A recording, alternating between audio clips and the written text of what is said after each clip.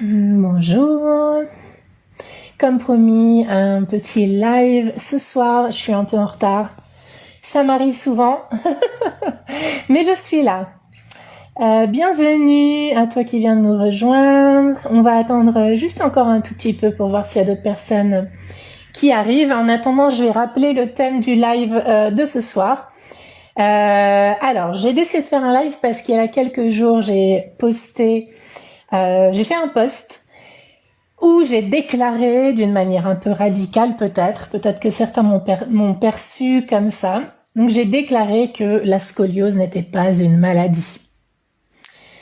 Et voilà, j'ai partagé mon point de vue personnel, mais je me suis exprimée d'une manière un peu radicale, exprès pour susciter des réactions, même si évidemment il s'agit, c'est une prise de position à laquelle je m'attache. Mais évidemment, c'est une prise de position personnelle. Je suis en aucun cas médecin. Je suis pas professionnelle de la santé d'un point de vue formel parce que je suis prof de yoga. Donc, prof de yoga n'a pas cette autorité. Donc, je n'ai pas l'autorité de poser des diagnostics, etc. Mais voilà, je tenais à m'exprimer parce que je pense que c'est un sujet important. J'ai posé cette phrase, la scoliose n'est pas une maladie, et dans l'immédiat, j'ai eu beaucoup de réactions. Alors j'ai eu, au début, la plupart des réactions étaient des réactions qui allaient pas dans mon sens, à l'encontre de ce que j'avais dit. Donc des réactions de personnes qui, au contraire, affirmaient que la scoliose était une maladie. Et au début, ça m'a un peu surprise, j'avoue, parce que je pensais qu'il y aurait plus de personnes qui iraient dans mon sens. Et par la suite, ça s'est un peu équilibré. Dans les heures qui ont suivi, ou même le lendemain, j'ai continué à avoir des réactions, et là, il y avait plus de personnes qui me disaient qu'elles pensaient comme moi, qu'elles non plus ne voyaient pas leur scoliose comme une maladie. Alors, dans les personnes qui disaient qu'au contraire la scoliose était une maladie, elles l'expliquaient de différentes manières, qui sont tout à fait compréhensibles. Donc je tiens à dire que je ne suis pas là je fais pas ce live pour dire à ces personnes qu'elles ont tort. C'est une expérience personnelle, c'est un point de vue personnel, et on est libre de se voir soi-même, se percevoir de la manière dont on souhaite. Donc voilà, ces personnes donc ont expliqué leur point de vue de différentes manières, notamment à cause des symptômes dont elles faisaient l'expérience liés à leur scoliose. Donc les symptômes, c'est par exemple la douleur, le point de vue, on va dire esthétique, physique, la déformation, l'altération de on va dire la forme du corps qui peut-être rentre moins dans les normes et qui peut causer des souffrances d'un point de vue psychologique. Ça peut être dur à vivre pour certaines personnes. Il y a aussi des personnes qui ont mentionné le fait que et la scoliose, je vais pas dire maladie du coup, que la scoliose a un facteur de progression dans le temps, et qu'elle peut aussi avoir un impact sur d'autres fonctions du corps, notamment les fonctions respiratoires, cardiovasculaires, etc. Et donc cet impact sur la santé générale du corps en fait une maladie. Alors oui, c'est vrai, je vais pas nier que la scoliose a cet impact sur le corps. Mais est-ce que pour autant, c'est justifié de l'appeler une maladie? Alors, encore une fois, les personnes qui souffrent physiquement, psychologiquement, à cause de leur scoliose, évidemment, je comprends tout à fait qu'elles veuillent considérer ça comme une maladie. Ma critique s'adresse surtout à cette espèce de jugement ou définition a priori qu'on peut retrouver dans le corps médical, mais aussi même dans des brochures explicatives sur Internet. Je suis sûre que les intentions sont les meilleures, mais voilà. Donc des brochures explicatives d'informations, par exemple, sur la scoliose, où la scoliose va être décrite comme une maladie du rachis, de la colonne vertébrale, blablabla, etc., etc. C'est là où je me pose des questions. Pour moi, c'est important de dire que non, ce n'est pas une maladie, parce que ces définitions-là ne prennent pas en compte le cas particulier. Donc la personne qui cherche des informations, par exemple, imaginons une personne qui vient d'avoir un diagnostic, donc peut-être un enfant, une adolescente, ou ses parents qui sont aussi confrontés à un nouveau diagnostic, à une réalité nouvelle, qui ont plein de questions, vont aller sur Internet et vont lire ça. La scoliose est une maladie. Alors, je me pose la question, est-ce que ça porte pas préjudice à ces personnes-là, en sachant que chaque scoliose est différente? Il y a des personnes qui vivent toute leur vie avec une scoliose, une vraie scoliose, je parle pas d'attitude scoliotique, mais une vraie scoliose idiopathique, toute leur vie, sans s'en sentir affectés au-delà, on va dire, tous les êtres humains vont avoir des gènes dans leur vie, des petits troubles, des petites douleurs, etc. Est-ce que chaque douleur, du coup, devrait prendre le tampon de maladie? C'est aussi ça la question. Donc, il y a des personnes qui vivent toute leur vie avec des scolioses, mais qui ne vont avoir aucun symptôme, vont pas avoir de douleur plus qu'une autre personne lambda dans la rue, ne va pas avoir avoir ses voies respiratoires particulièrement affectées, ne va pouvoir faire toutes les activités qu'elle souhaite faire. Donc, à quoi bon? Pourquoi on devrait appeler la scoliose de cette personne une maladie? En quoi est-ce une maladie? C'est ça que je me pose comme question. Et donc voilà, c'est ce jugement a priori, indépendamment de la personne, du cas particulier, qui, je trouve, peut même être dangereux parce que ça conditionne les gens. Une personne un peu vulnérable qui va entrer et va tout de suite entendre « vous avez une maladie ?» alors que en réalité, cette scoliose ne va pas forcément avoir plus d'impact que ça sur sa vie. Et ben du coup, elle peut commencer à avoir un impact qu'elle n'aurait pas eu si cette personne avait, si le médecin ou le prospectus qu'elle a lu utilisait un autre mot, un mot moins conditionnant, un mot moins chargé de sens, de connotation, voilà, médicale, de maladie, quoi. Alors il y a donc beaucoup de personnes comme toi qui as écrit donc ce commentaire qui dit pour moi ce n'est pas une maladie car je dis que ma fille a une scoliose et non est atteinte d'une scoliose. Et oui, ça aussi c'est un choix de mots particulier de dire qu'on est atteint d'une scoliose. C'est comme si on était atteint d'un Covid ou atteint on peut faire le choix de se voir comme ça. C'est encore une fois c'est un choix respectable. Il n'y a pas de jugement par rapport à ça. Mais je voudrais souligner, voilà, les bienfaits, les bénéfices qu'il peut y avoir à ne pas utiliser ce genre de mots.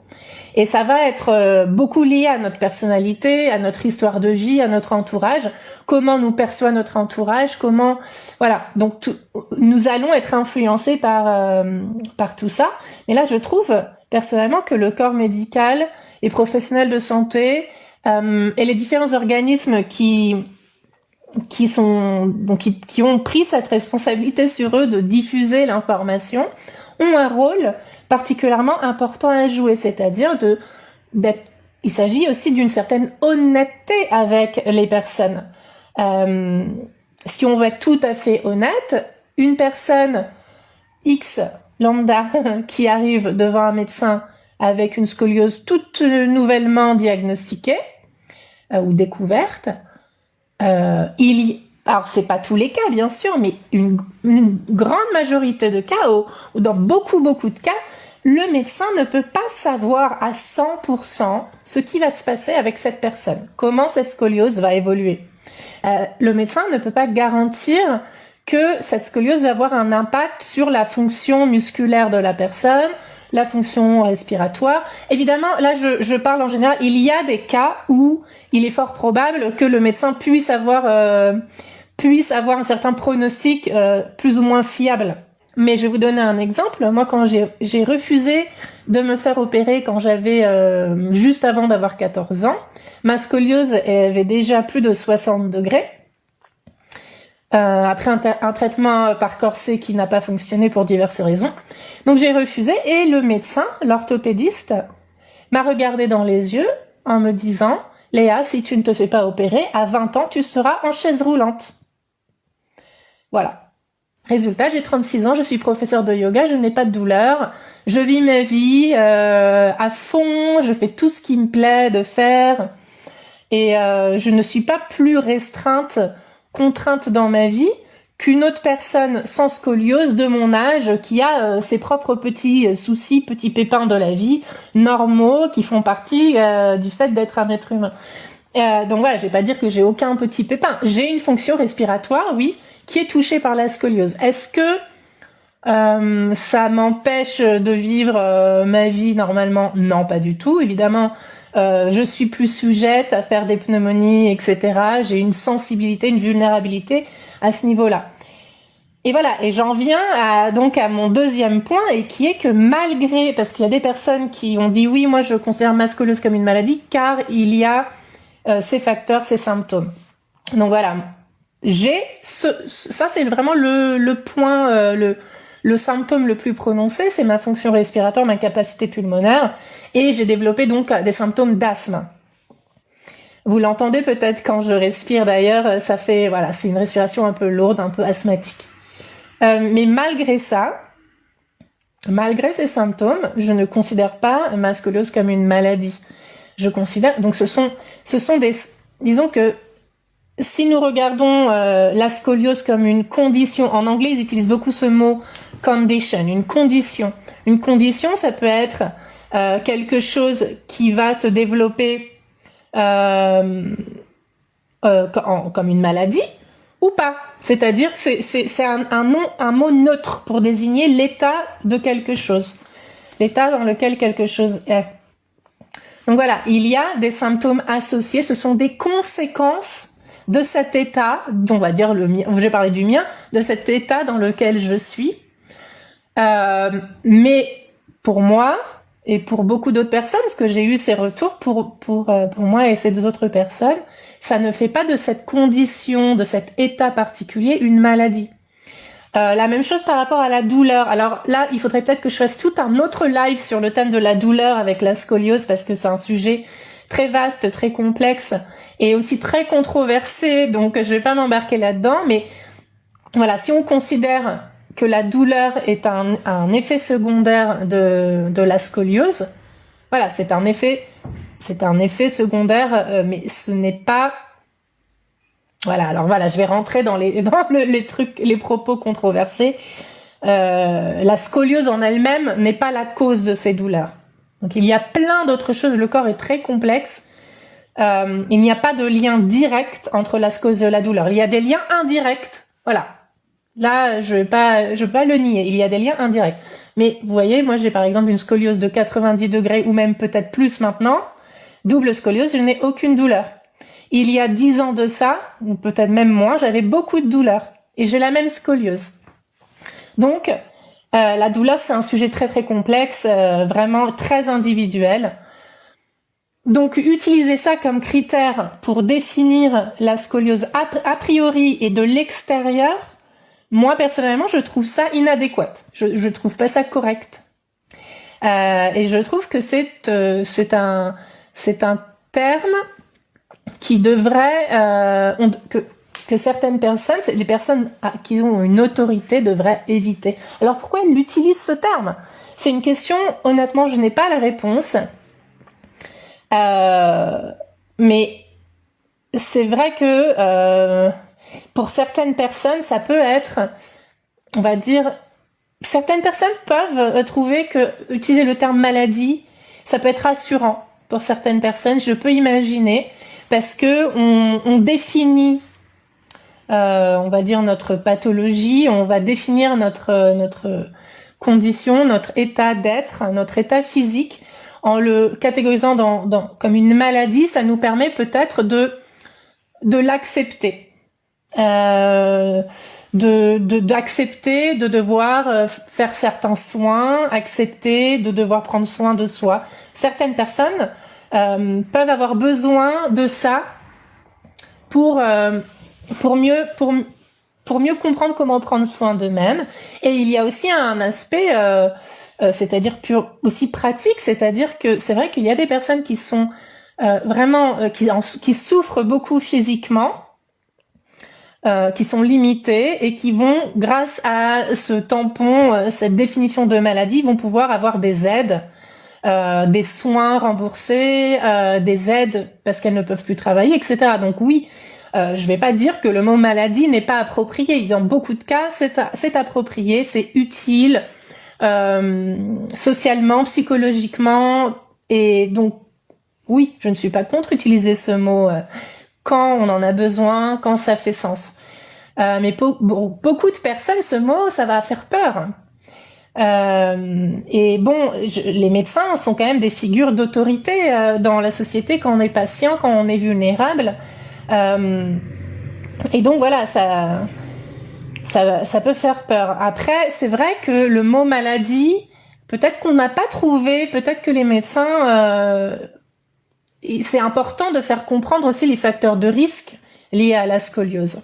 Et j'imagine que le mot maladie, ça aide, ça peut, on va dire, mettre à plat, mettre sur la table. Bon, vous avez cette scoliose comporte des risques. Il y a des risques d'aggravation, il y a des risques de douleur, il y a des risques d'asthme. Voilà, il peut y avoir des effets secondaires. On ne peut pas vraiment savoir comment ça va évoluer dans le temps. Donc, utiliser le mot maladie, bon, ça représente un peu tous ces facteurs de risque. Donc ça peut aussi avoir une utilité. Mais n'empêche, je pense que quand même, il y a un devoir de pédagogie et de psychologie envers les patients, surtout les personnes qui viennent d'être diagnostiquées, qui sont un peu... voilà, qui savent pas forcément comment appréhender le sujet parce que c'est nouveau, on trouve pas d'informations, il y a beaucoup d'incertitudes, beaucoup de peur. Juste le fait d'avoir un diagnostic, le mot scoliose peut déjà faire peur. Donc voilà, dans ces cas-là, je pense que il faut avoir une certaine honnêteté professionnelle. Et moi, je parle donc de mon point de vue personnel, mais aussi de mon point de vue de professeur de yoga. C'est-à-dire que je me dois de faire attention aux mots que j'utilise. Quand je travaille avec des personnes, je ne vais pas utiliser des mots qui vont leur alourdir la tâche. Souvent, des personnes qui viennent vers moi ont déjà suffisamment de soucis, de souffrances. Donc, je vais utiliser un vocabulaire qui va plutôt les motiver et les aider, ou en tout cas j'essaye, à se percevoir à travers d'autres yeux que les yeux du médecin, par exemple, qui va les voir comme un patient, comme un malade. Une personne qui va dans un cours de yoga n'est pas un patient. Vous voyez, dans le yoga, on est élève. On apprend à se prendre en charge, on apprend à faire ce qui est bon pour nous par nous-mêmes. Le professeur de yoga, donc comme tous les professeurs, il va nous montrer un chemin, nous enseigner quelque chose, nous transmettre quelque chose. Mais en tant qu'élève, on a une responsabilité, on a un pouvoir, certains pouvoirs qu'on n'a pas quand on est patient. Quand on est patient, on est un peu soumis aux mains, au bon vouloir du médecin. Et donc voilà. Donc quand la personne quand je travaille même dans mes cours collectifs en tant que professeur de yoga, les rôles ne sont pas les mêmes. Et le yoga, il faut se souvenir que c'est pas seulement, loin d'être seulement une pratique physique. C'est aussi une pratique, il y a aussi des principes philosophiques. Et un des principes très importants, c'est le principe d'honnêteté, de vérité. Donc, et puis il y a aussi le principe d'empathie envers l'autre. Et le principe d'acceptation. Ça se retrouve aussi dans la philosophie bouddhiste, où le but va être d'accepter les choses telles qu'elles sont, sans y attacher de jugement moral ou de jugement affectif. Car selon, par exemple, donc la philosophie bouddhiste, c'est les attachements à ces jugements qui créent les souffrances. Si on regarde une chose telle qu'elle est, une colonne vertébrale qui a juste cette forme, et on constate que cette colonne vertébrale a cette forme, et on s'arrête là. Voilà, on cultive ce principe de non-attachement, de non-jugement. Alors que si on voit une colonne vertébrale a cette forme, et on y attache par-dessus des jugements comme ce n'est pas normal, j'ai l'air comme ça, j'ai l'air comme ceci, il faut corriger, il faut redresser, ce n'est pas beau, que vont dire les autres. Bon, là, je parle juste de quelques petites choses, mais aussi la peur de l'avenir, etc. Comment est-ce que ça va être, toutes les questionnements qu'on peut avoir, même s'ils sont complètement humains et naturels, je ne les juge pas, mais ce sont donc des jugements qu'on attache à ce constat de cette chose telle qu'elle est. Et ce sont ces attachements qui nous font souffrir. Alors, je sais, ça paraît très philosophique, très théorique, et évidemment, c'est très difficile à mettre en pratique, et je ne dis pas qu'il faudrait être parfait et absolument ne pas attacher de jugement au diagnostic de notre scoliose, mais moi-même, même si je suis prof de yoga, etc., évidemment que j'ai ces attachements également, c'est complètement humain. Mais en tant que professeur de yoga, quand je travaille avec d'autres personnes, il faut que j'ai une distance additionnelle, une conscience en plus des mots que j'utilise pour cultiver ces principes dans la relation avec mes élèves. Ça ne veut pas dire que je suis très forte et que j'arrive à les appliquer à moi-même, même si j'essaye, évidemment, ça fait aussi partie de mon travail. Mais c'est cette idée de service envers l'élève.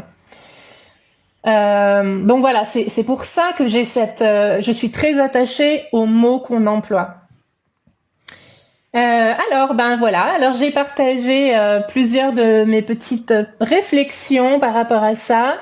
S'il y a des questions, bon, il n'y a pas beaucoup de connectés, donc il n'y a pas de questions. Mais je vais évidemment enregistrer ce live, et j'espère que d'autres personnes pourront le voir et commenter en dessous s'il y a des questions, et je m'efforcerai de répondre. Et voilà, pour terminer, je voulais juste, parce que j'ai fait un petit post similaire sur mon compte en anglais, où beaucoup de personnes ont réagi donc beaucoup plus dans mon sens.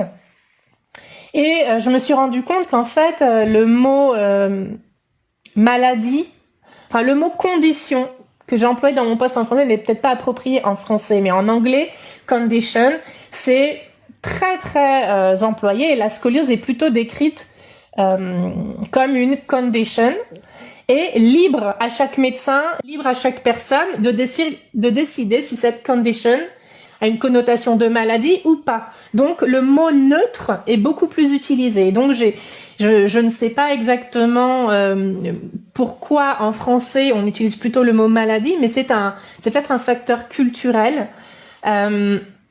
où en France on a plus tendance à vouloir utiliser le mot maladie, même pour des choses des choses plus ou moins anodines. On va avoir une tendance à appeler ça une maladie, alors que ailleurs, par exemple dans les pays anglophones, on va moins donner cette connotation à nos états physiques. Et en français, par contre, j'ai vu que il y a certains endroits ou certains bulletins d'information, etc., qui décrivent la scoliose non pas comme une maladie, mais comme, par exemple, une déformation de la colonne vertébrale. Alors une déformation, on peut aussi en discuter, c'est pas forcément un mot très positif, c'est peut-être un mot aussi un peu péjoratif. J'aime pas trop ce mot non plus, parce que finalement il y a une notion de jugement dans ce mot déformation. Le préfixe dé montre clairement qu'il y a quelque chose qui n'est pas normal. Il y a la formation, il y a la déformation, donc on sort de la norme à nouveau, donc c'est un peu péjoratif comme mot. Mais ce qui est intéressant, c'est que le mot déformation indique juste un état de quelque chose. Ça indique l'état de cette colonne vertébrale, ça ne pathologise pas ça ça ne dit pas particulièrement que c'est une maladie. Donc voilà, je vous laisse réfléchir sur le sujet. Encore une fois, si vous avez des questions à poser sous la vidéo une fois que je l'aurai publiée, n'hésitez pas. Et je vais aussi mettre cette vidéo sur YouTube. Merci à tous d'avoir assisté à ce live. À bientôt!